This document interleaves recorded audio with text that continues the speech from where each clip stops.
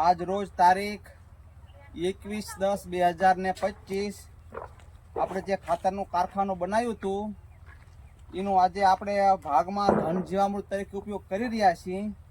તો તમે જોઈ શકો છો આજે ખાતર કેટલું એકદમ મસ્ત અને ગુણકારી બન્યું છે।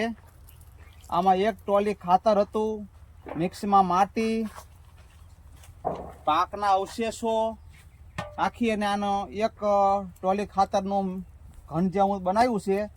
અને આની અંદર 800 લીટર જીવામૃત નાખેલું છે। 20 દિવસે એ રીતે દૂરના ગેપમાં 20 દિવસે પછી ફરીથી 200 લીટર, 20 દિવસ પછી 200 લીટર એ રીતે।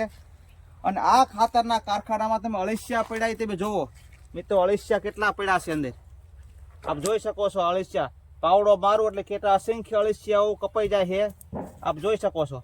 કેમેરામેન અળસિયા બતાવો, આપ જોઈ શકો છો અળસિયા પુષ્કળ પ્રમાણમાં અળસિયા પડ્યા છે આમાં મિત્રો।